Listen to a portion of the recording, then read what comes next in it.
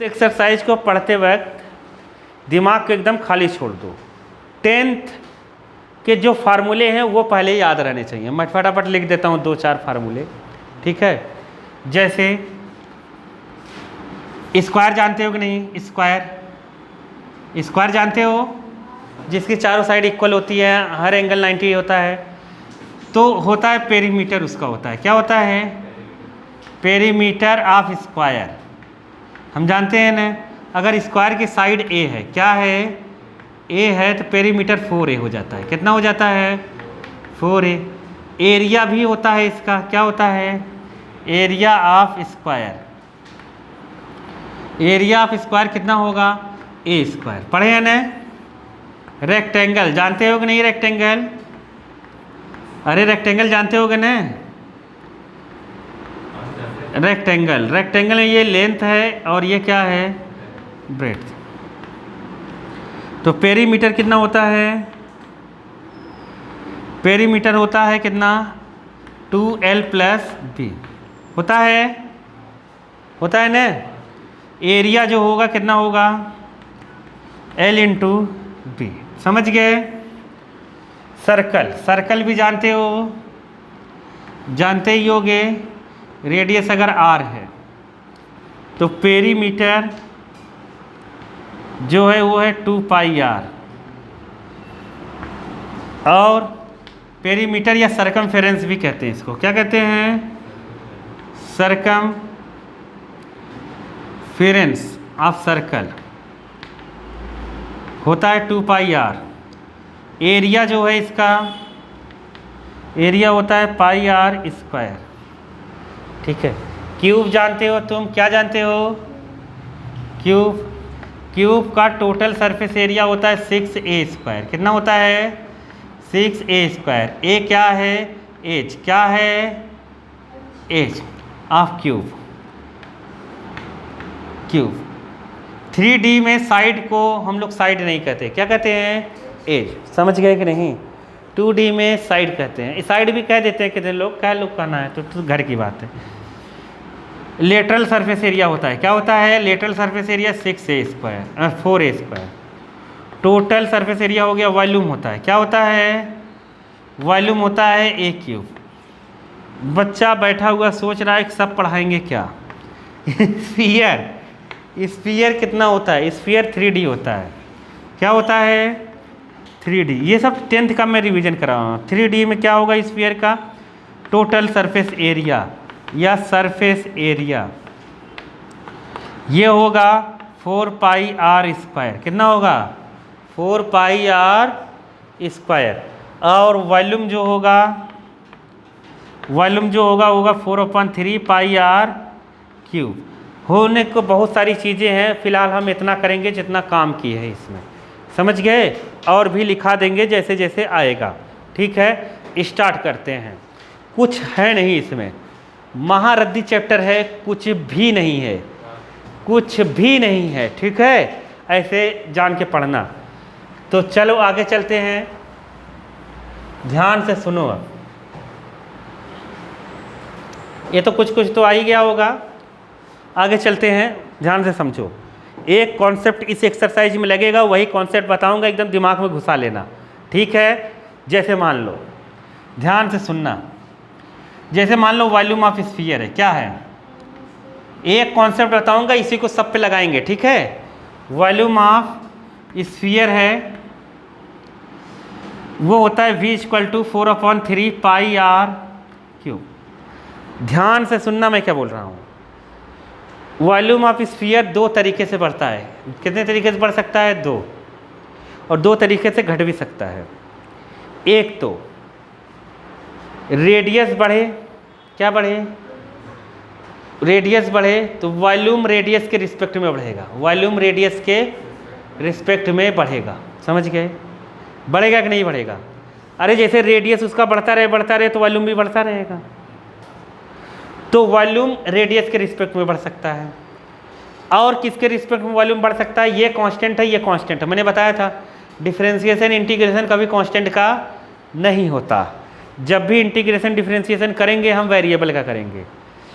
एक इसके हिसाब से बढ़ेगा रेडियस के। दूसरा, टाइम के रिस्पेक्ट में अगर रेडियस बढ़ रहा है, टाइम के रिस्पेक्ट में रेडियस बढ़ रहा है तो टाइम के रिस्पेक्ट में वॉल्यूम भी बढ़ेगा, टाइम के रिस्पेक्ट में वॉल्यूम बढ़े। अब बात समझो, अब इसका डिफ्रेंसिएशन करें बालक। इसमें इस पूरे एक्सरसाइज में एक ही फार्मूला लगेगा डिफ्रेंसिएशन का, D by D X, X E power N, N बाहर X E power N minus one, समझ गए, पहला लगेगा। दूसरा, अगर यहाँ पर कोई अदर वेरिएबल आ गया, जैसे वाई आ गया, ये दूसरा वेरिएबल अगर आ गया तो इसको लिखेंगे D Y by D X. इसके अलावा इस एक्सरसाइज में कुछ नहीं लगेगा और 10th का लगेगा फार्मूला, समझ गए। इसलिए एकदम घबराना नहीं है, ठीक है। फिर दूसरा हम फार्मूला लिखेंगे। अब बात को समझना एकदम बेहतरीन तरीके से। जी स्टार्ट करते हैं। कॉन्सेप्ट बता रहा हूँ, क्या बता रहा हूँ, कॉन्सेप्ट। ये वॉल्यूम मान लो रेडियस के रिस्पेक्ट में बढ़ रहा है, किसके रिस्पेक्ट में, रेडियस के रिस्पेक्ट में। तो D V by D R करेंगे, क्या करेंगे, आर के मतलब आर वेरिएबल है तो आर के रिस्पेक्ट में वी का करेंगे, तो आर के रिस्पेक्ट में इसका होगा, किसका, 4/3 पाई आर क्यूब। आया समझ में कि नहीं। मैंने बताया डिफरेंशिएशन इंटीग्रेशन किसका नहीं होता, कांस्टेंट का, तो ये कांस्टेंट बाहर आ जाएगा। यहाँ आर क्यूब है ना, आर बढ़ रहा है, वेरिएबल है, उसको अंदर रखेंगे।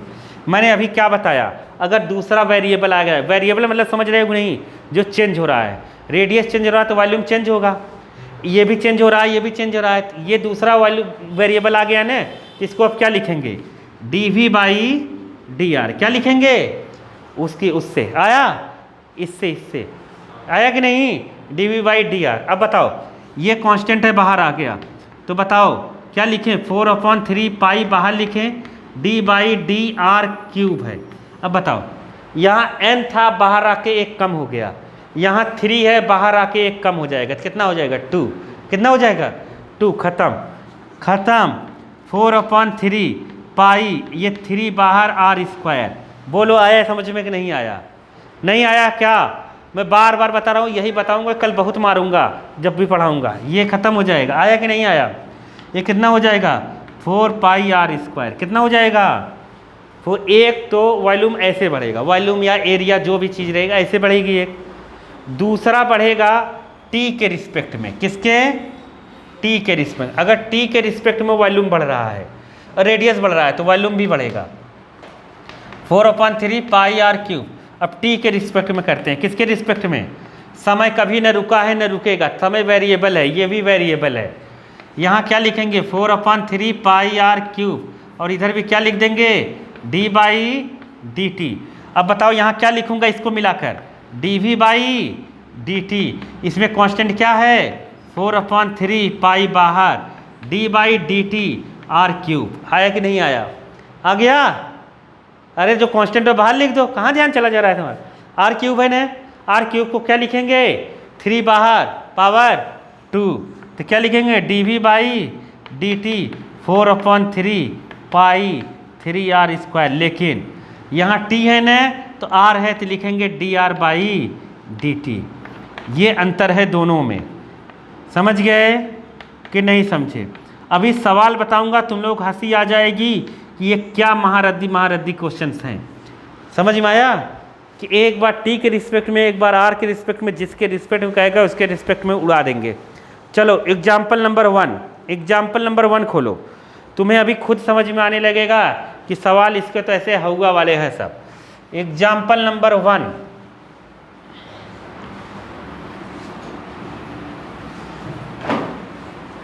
देखो क्या है बालक, लो तुम देख रहे हो बहुत ध्यान से, उड़ न जाए। देखो अब एग्जाम्पल नंबर 1, अरे क्या दिक्कत है, देखना अच्छी बात है। देखो ईश्वर ने आंखें दी है अच्छी चीज़ों को देखने के लिए। देखो यहाँ पर हम करेंगे find the rate of change, ध्यान से सुनो, find the rate of change of area of circle with respect to its radius.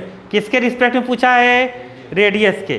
तो सर्कल का एरिया है, किसका एरिया है, सर्कल का एरिया भी लिखा था ना, पाई आर स्क्वायर। क्या लिखा था, अब देखो किसके रिस्पेक्ट में चेंज हो रहा है वहाँ दिया है, देखो लिखा है ना, विथ रिस्पेक्ट टू इट्स, किसके, रेडियस। लिखा है कि नहीं, रेडियस, तो मतलब हम इसका किससे डिफरेंशिएशन करेंगे, डी बाई डी आर। किसका करेंगे, डी बाई डी आर। अरे आया कि नहीं आया? अरे बताओ आया कि नहीं आया? आया। एरिया में चेंज, इसके ये वेरिएबल है, ये वेरिएबल है, तो क्या लिखेंगे? D A by D R, pi बाहर डी बाई डी आर। एक ही फार्मूला बताया इसमें लगेगा, वो क्या है? D by D X x की पावर एन, एन बाहर एक्स की पावर एन माइनस वन। बताओ 2 है, कितना लिखें? 2 है, कितना लिखें? पाई, अरे 2 लिख के आर लिख के 2 माइनस 1 लिख दें। अरे बोलो, नहीं आया? हो गया आंसर। तो खुशी हो रही कि नहीं हो रही है? अरे बताओ मुंह खोल के। 2 पाई आर, आर की जगह वैल्यू दी है 5, आर की जगह वैल्यू कितनी दी है? 5 यहाँ रख दो। तो यहाँ रखेंगे हम लोग कितना? 2 पाई इंटू 5, 5 2 जा 10 पाई आंसर। अरे आया कि नहीं आया? अरे नहीं समझे क्या तुम? नहीं समझे? अरे बोलो, इजी है कि नहीं है? महारद्दी है। अब इसका यूनिट लिखना है। एरिया की यूनिट होती है सेंटीमीटर स्क्वायर, दिया है वहाँ पर सेंटीमीटर, ये रेडियस सेंटीमीटर, बस खत्म। अरे आया कि नहीं आया? बताओ इजी है कि नहीं है? एकदम मन से बताना। नहीं लग रहा इजी?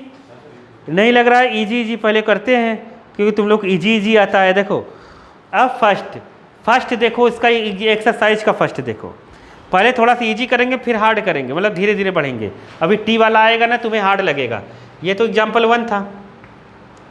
एक्सरसाइज का फर्स्ट सवाल कर लेंगे कि नहीं कर लेंगे? अरे बोलो, एक्सरसाइज का फर्स्ट कर लेंगे? हाँ, नहीं कर पाएंगे? अरे पगले हो, ये तो यही वाला है जो अभी बताया। जो एक्सरसाइज है ना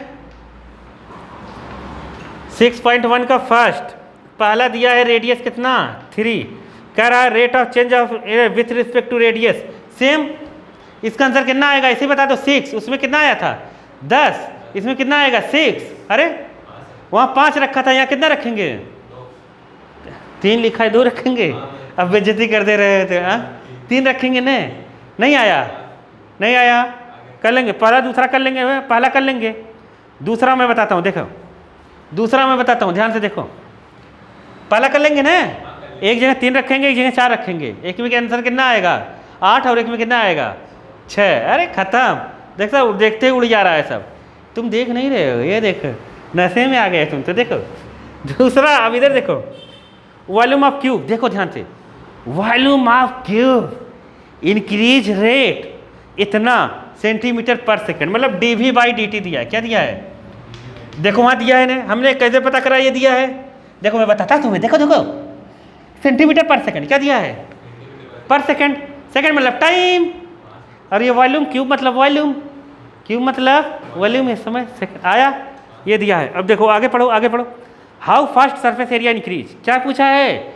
सरफेस एरिया कितनी तेजी से इंक्रीज हो रहा है। दूसरा वाला एग्जाम्पल था, सरफेस एरिया कितनी तेजी से, मतलब D A by D T निकालना है। क्या निकालना है? ये आया कि नहीं आया? आ गया, ये आ गया ना। और एज दिया हुआ है उसका, एज कितना दिया हुआ है? ए इक्वल टू दिया है कितना? 12 सेंटीमीटर। देखो कितना स्टाइल से निकालेंगे इसको, ध्यान से देखना, बहुत ईजी है, महारद्दी है सवाल। देखो वॉल्यूम कितना होता है? वॉल्यूम कितना होता है क्यूब का? अरे पगलू, वॉल्यूम ऑफ क्यूबवा कितना होगा? ए क्यूब। अरे अभी लिखा था ए क्यूब, समझे? बताओ डी वी बाई, ध्यान से सुनना, D T, D V by D T, इसको कितना लिखेंगे बताओ? 3 बाहर। अरे 3 बाहर लिख देंगे, हाँ 3a², लेकिन लिखेंगे D A by D T. क्या लिखेंगे?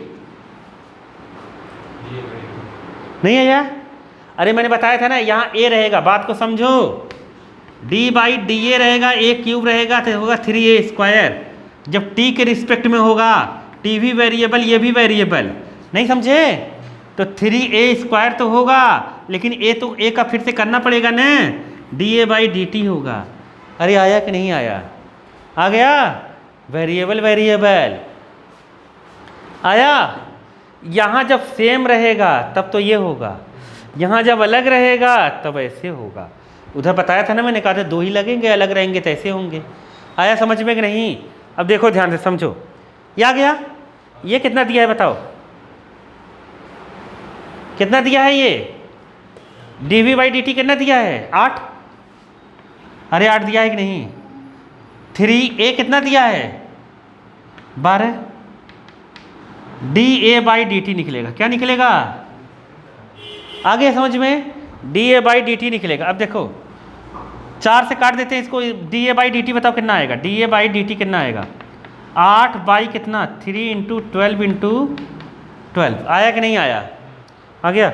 4 से काटो, 4 दूना 8, 4 3 12, 2 6 12, 6 9 54, मतलब आ गया 1/54। कितना आया 1/54। ये क्या निकल गया, मुझे क्या चाहिए था da/dt।